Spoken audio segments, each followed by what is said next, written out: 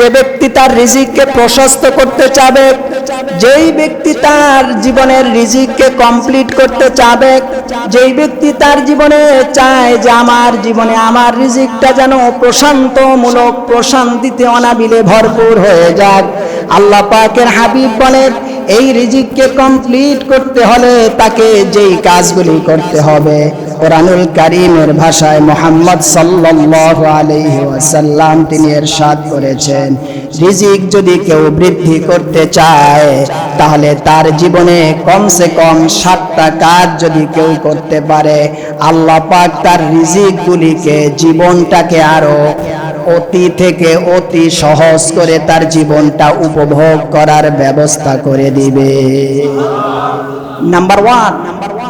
Number ওয়ানে আল্লাহ তাআলা যেটা ইরশাদ করে আমাদের বোঝাতে চাইলেন সেটা হচ্ছে যথাযথ সময় ইবাদত করা।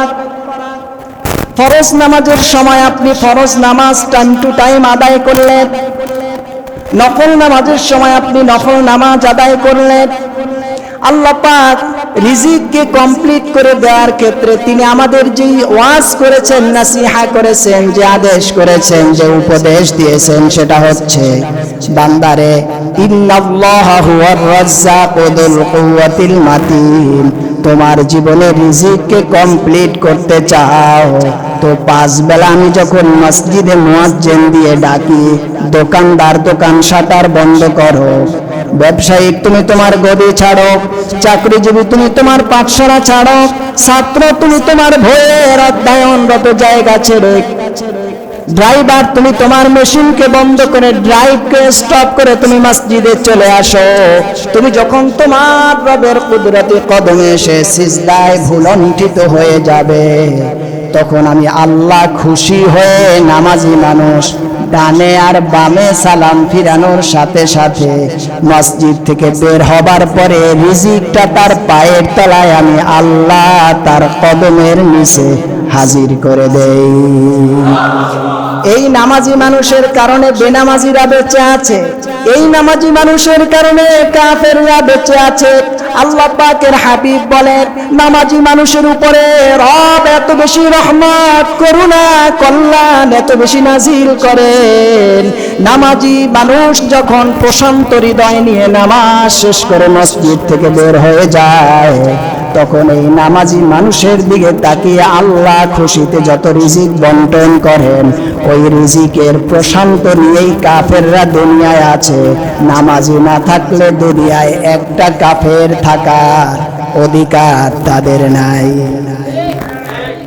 নামাজি, এই পৃথিবীর মালিক হচ্ছে নামাজি, এই পৃথিবীর চেয়ারের মালিক হচ্ছে নামাজিরা, এই পৃথিবীর পূর্ণ সফলতার ক্ষমতার শীর্ষ সোপানে যারা অবস্থান করবে তারা হচ্ছে উম্মতে মুহাম্মাদিরা। চিৎকার মেরে বলো ঠিক কিনা? আমার প্রিয় ভাইয়েরা, যথাসময়ে ইবাদত একটা প্রকার রিজিককে বাড়ায়।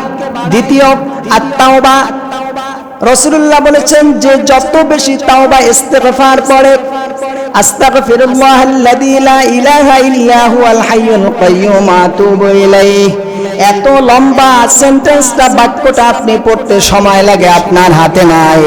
আপনি সার সংক্ষেপ করে বলেন আস্তাগফিরুল্লাহ, বলেন সবাই। আল্লাহ পাকের হাবিব বলেন 70 মিয়াতা মাররা, আমি মুহাম্মদ সাল্লাল্লাহু আলাইহি ওয়াসাল্লাম কমসে কম দৈনিক 100 বার, 70 থেকে 100 বারের বেশি ইস্তেগফার কামনা করি।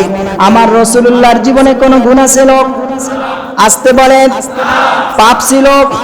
আমার রাসূলুল্লাহ আল্লাহর বিধানের বাইরে কখনো গেছেন? আমার রাসূলুল্লাহ মুহাম্মদ সাল্লাল্লাহু আলাইহি ওয়াসাল্লাম কখনো আল্লাহর অখুশি, নারাজ, বেজার, হারাম কোনো কাজ করেছেন? এরপরে রাসূলুল্লাহ বলেছেন আমি 70 থেকে 100 বারের বেশি তাওবা বা ইস্তেগফার কামনা করি।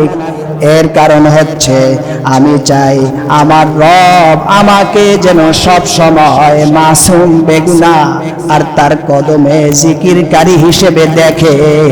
এই তার কুদরতি নজরটা শান্তি হিসেবে পাওয়ার জন্য আমি বেশি বেশি ইস্তেগফার তেলাওয়াত করতে থাকি। সুবহানাল্লাহ। তাহলে আমরা বেশি বেশি কি করব? বলেন একটু সবাই। ইস্তেগফার। নাম্বার 3 হচ্ছে আল্লাহ পাকের হাবিব বলেন, ওয়া আল্লাহ তাআলা 16তম পারার 20তম পৃষ্ঠার সূরাতুত তাহার ভিতর ইরশাদ করেন, আল্লাহ পাক বলেন, ওয়া মুর আহলাকা বিস-সালাতি ওয়াসতাবির আলাইহা লা নাসআলুকা রিজকা।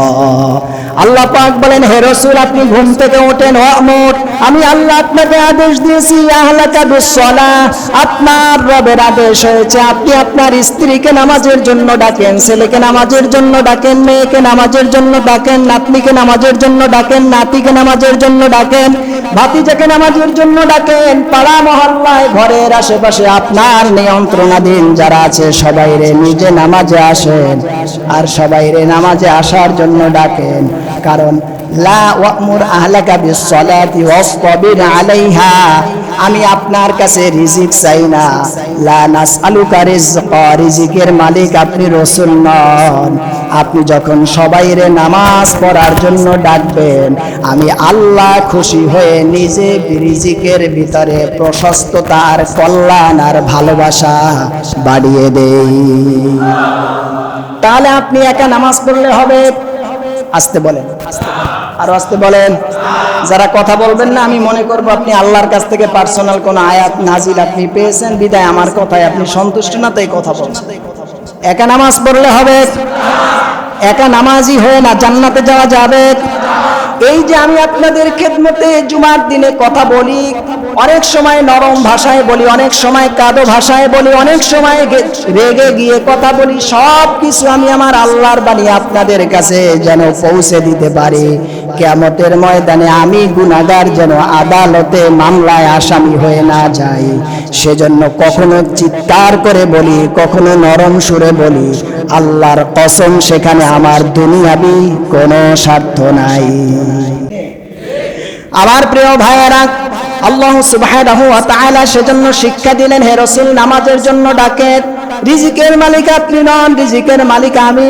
এজন্য আপনার সন্তান এবিসি স্কুলে লেখাপড়া করে বা ক্যামব্রিজে লেখাপড়া করে, যেখানেই লেখাপড়া করুক, শিক্ষক আপনার ছাত্রকে, আপনার কলিজার টুকরো সন্তানকে পড়াচ্ছে। শীতের রাত্রিতে 12টা পর্যন্ত লেখাপড়া করে ঘুমিয়েছে, ফজরের সময় আপনি নামাজ পড়েন আর আপনার মেয়ের কাছে গিয়ে আপনি তাকে কম্বলটা টেনে ভালো করে আরো ঘুম পড়িয়ে দেন। আপনার সন্তানকে আপনি আরো সুন্দর করে রাত্রে দেখতে গিয়ে এই জাজিমের ভিতরে জাজিমটাকে টেনে আরো সুন্দর করে মাথার ভিতরে টেনে ঘুম পড়িয়ে দেন। আপনি আপনার প্রাপ্তবয়স্ক ছেলেটাকে ডেকে নামাজ পড়ালেন না, ওই বেনামাজির উপরে আল্লাহর সরাসরি গজব নাজিল হয়ে যায়। আপনি নামাজ পড়েছেন, হঠাৎ ভূমিকম্প শুরু হয়েছে কিংবা বাসা বাড়িতে আগুন লেগে গেছে, আপনি বেঁচে গেলেন, লাফ দিয়ে আপনি চলে গেলেন, বের হয়ে গেলেন, কিন্তু আপনার সন্তান যাকে আপনি বেনামাজি করে ঘুম পড়িয়ে রেখেছেন, দেখা গেল আগুন লেগে সব ধ্বংস হয়ে সন্তানটাও ধ্বংস হয়ে গেল। পারে কিনা? পারে কিনা? ভূমিকম্প লেগে বিল্ডিং টাস টাস করে নড়াচড়া করতেছে, আপনি বের হয়ে গেলেন, সন্তান বের হতে পারলো না। আমি বুঝাতে চাচ্ছিলাম আমার প্রিয় মুসলিম ভাইরা, যেই সময় আপনি নামাজে আসলেন, নামাজ পড়লেন, ওই সময় সন্তানকে ঘুমের ভিতরে রাখলেন, কিয়ামতের ময়দানে ওই সন্তান আদর করা সে আপনার বিরুদ্ধে আল্লাহর মামলা দায়ের করে আপনারে জাহান্নামী করে দিবে। তো কির জন্য মায়া করলেন? কাকে মায়া করলেন? কি জন্য মায়া করলেন? সেটা আপনাকে আল্লাহর কাছ থেকে রেহাই দেওয়ার জন্য মায়া করবে না। আপনি এই দুনিয়ায় তাকে বাঁচিয়ে দিলেন, মিথ্যা বলার সুযোগ দিলেন, কিয়ামতের ময়দানে আপনাকে সে বাঁচাবে না। কিয়ামতের ময়দানে আপনার কলিজার টুকরো, আমার কলিজার টুকরো সন্তান প্রথম আপনাকে আমাকে আটকিয়ে দিবে। অতএব যদি আল্লাহর কাছ থেকে মাপ চাইতে হয়, মাপ পাইতে হলে সন্তানকে যেভাবে খাবার দিয়ে খবর নেন, খাইলা কিনা, সুস্থ আছো কিনা, ওষুধ তুমি সেবন করেছো কিনা, তার থেকে বেশি খেয়াল নিতে হবে বান্দারে, বাবারে তুমি নামাজ পড়ছো কিনা। ঠিক নেই? শীতের মৌসুম আসছে, বাবা ঘুমাও, তোমার আমি জাহান্নামের কাপড় দিয়ে আচ্ছাদিত করে দিলাম, ঢেকে দিলাম, পর্দা দিয়ে দিলাম, ঘুমাও। আপনি বুঝছেন না, আপনার এই আদর কিয়ামতের ময়দানে গজব হয়ে দেখে। সন্তানের উপরে আদর, বেশি আদর ভালো না। ওরে সময় মতন লাগে চর দেন, লাগে ব্যত্রাঘাত করেন, মাঝে মাঝে লাগে ঘাট ধরে বের করে বাসা বাড়ি থেকে বের করে দেন, যে আল্লাহর বিধানের বাইরে গেলে আমার সাথে তোর সাথে কোনো সম্পর্ক নাই। ঠিক কিনা বলো? কিসের মায়া করেন স্ত্রীর জন্য? এই স্ত্রী আপনার বিষ দাঁত হয়ে ফোড়া বিষয়ে দেখা দিবে। কিসের মায়া করেন মেয়ের জন্য? এই মেয়ে বিষ ফোড়া হয়ে দেখা দিবে। কিসের মায়া করেন নাতির জন্য? আল্লাহর বিরুদ্ধে গিয়ে ও কিয়ামতের ময়দানে সর্বপ্রথম আপনারে আল্লাহর আদালতে আসামির কাঠগড়ায় দাঁড় করায়। আমার প্রিয় ভাইরা, মায়া ততক্ষণ যতক্ষণ আমার আল্লাহর রেজাবন্দির পর্দার ভেতরে থাকবে। আমার আল্লাহর বর্ডার ক্রস করবে, এর সাথে আমার সন্তান হতে পারে, আমার স্ত্রী হতে পারে, আমার মা হতে পারে, আমার বাবা হতে পারে, কারোর সাথেই আল্লাহর বিধানকে ওভার ক্রস করলে মায়া হতে আসতে বলো না। এটা যদি বুঝে থাকেন তাহলে আপনি মুমিন হতে পারবেন। আর এই জায়গায় যদি বুঝ আনকমপ্লিট থেকে থাকে, আল্লাহর কসম আপনি কামেল মুমিন ইমানদারের খাতায় এখনো উঠতে পারেন নাই। রিজিককে যদি বাড়াতে হয় তাহলে বেশি বেশি করে ইস্তেগফার করতে হবে, ইবাদত করতে হবে। 3 নম্বরে রাসূলুল্লাহ যেই কথা আমাদের শিক্ষা দিয়েছেন সেটা হচ্ছে আল্লাহ পাক বলেন, ওয়াকালা রাব্বুকুম উদউনি আস্তাজিব লাকুম। তোমরা দোয়ার ভিতরে আমি আল্লাহরে বেশি বেশি ডাকো, আল্লাহ পাক বলেন আমি খুশি হয়ে তোমাদের রিজিক বাড়িয়ে দিব। আমার প্রিয় ভাইরা, 4 নাম্বার আল্লাহ পাকের হাবিব বললেন, তোমরা যেই জিনিস করবে সেটা হচ্ছে মানুষকে বেশি বেশি দান সাদাকা করো। ওয়ামা আনফাকতুম মিন শাইইন ফাহুয়া ইখলিফুহু ওয়া হুয়া খায়রুর রাযিকিন। আল্লাহ পাক বলেন বেশি বেশি দান সাদাকা করলে তোমাদের আমি আল্লাহ পাক আরো বেশি করে রিজিকটাকে বৃদ্ধি করে দেব, প্রশস্ততা বাড়িয়ে দেব। রাসূলুল্লাহ বললেন, আল্লাহ পাক আমাদের শিক্ষা দিয়েছেন, লা ইন শাকারতুম লাযিদান্নাকুম ওয়া লা ইন কাফারতুম ইন্না আযাবি লাশাদীদ। আমার আল্লাহর নিয়ামত শুকরিয়া আদায় করলে আল্লাহ পাক বান্দার ইবাদতে করার কারণে রিজিকটায় প্রশস্ততা বৃদ্ধি করে দেন। 7 নাম্বার হচ্ছে হজ করলে রিজিক বাড়ে, ওমরা করলে রিজিক বাড়ে। যথাসময় কোনো যৌবনে প্রাপ্ত কোনো যুবক লেখাপড়া করেছে, শিক্ষা অর্জন করেছে, টাকা পয়সা অর্জন করেছে, শারীরিক সুস্থতা আছে, যথাসময়ে যদি সে চরিত্র হেফাজতের জন্য বিয়া করে, আল্লাহ পাক বলেন আমি রিজিক বাড়িয়ে দেই।